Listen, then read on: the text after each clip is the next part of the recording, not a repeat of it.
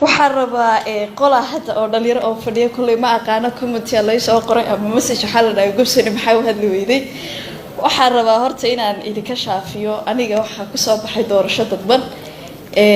kursigu waa wax aad u fiican marka xasaanada dhadhabiso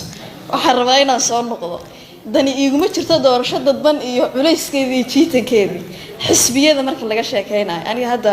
deegaanadan ka imaaday ee gobolada waqooyi ama Somaliland waxa la iska soo doortay waa xisbiyo intaan garaadaystay ilaa inta maanta xisbiya la aadaya shakhsiyaadka taageersan baan ahay xisbi in la aado oo doorasho dadban laga gudbo challenge-ga ee leeyahay hebel waa in adeerka iyo oo kursi baad isku haysataan iyo horta isma nacbine wuxuu waa kursiga hebel muxuu kursiga igu yimiday ceebna ma aha hanku waxaan qofka bini'aadanka laga celin karin